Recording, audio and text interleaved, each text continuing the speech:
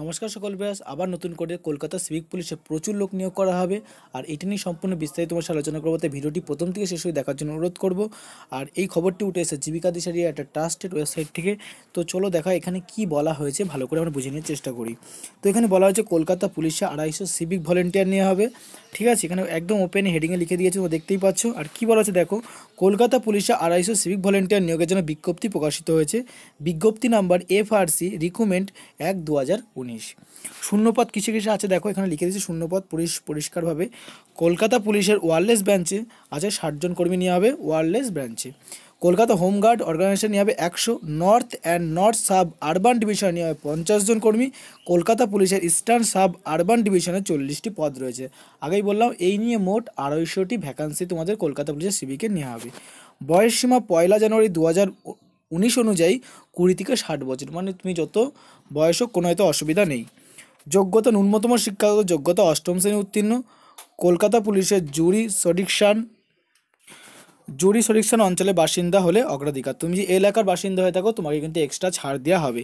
এছাড়াও ছাড় দেওয়া হবে NCC, বয় scout, NCC guide, civil defence, এইসব যদি তোমার কোর্স করা থাকে তাহলে ভলেন্টিয়ার হলেও তুমি কিন্তু এখানে অগ্রাধিকার পাবে। কোনো পুলিশ স্টেশনের ক্রিমিনাল রেকর্ড থাকলে চলুন, তুমি কোনো পুলিশ স্টেশনে যদি ক্রিমিনাল রেকর্ড থেকে থাকে তুমি কিন্তু এখানে এর জন্য আবেদন করতে পারবে না। শারীরিক ও মানসিকভাবে ফিট থাকতে হবে। ওয়্যারলেস ব্রাঞ্চের জন্য বৈধ ড্রাইভিং লাইসেন্স থাকলে অগ্রাধিকার।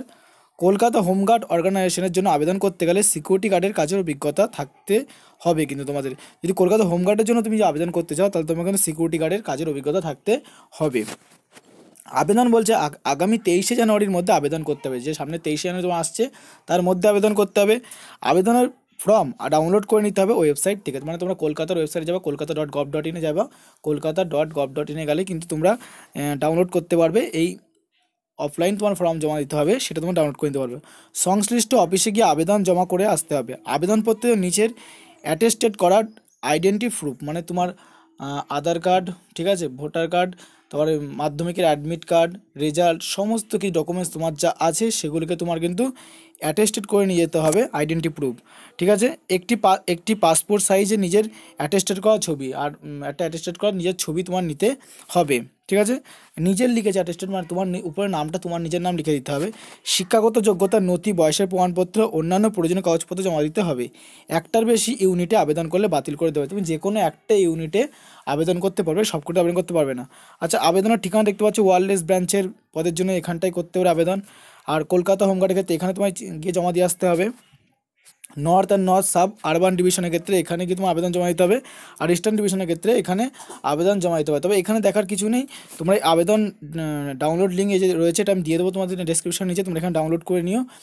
আর এখানে তুমি যে জায়গাটাই তোমরা ফর্ম ফিল আপটা করতে চাইছো, মানে যে জোনের হয়ে ফর্ম ফিল আপটা করতে চাইছো, সেখানে দেখো উপরের দিকে সেই অ্যাড্রেসটা দেওয়া আছে, ওই অ্যাড্রেসে গিয়ে তোমাকে গিয়ে জমা দিয়ে আসতে হবে। ঠিক আছে, ভিডিওটি যদি ভালো লেগে থাকে অবশ্যই লাইক করো, চ্যানেল নতুন হয় চ্যানেলটি সাবস্ক্রাইব করো, আর ভিডিওটি ফ্রেন্ডের কাছে ছড়িয়ে দিতে পারো।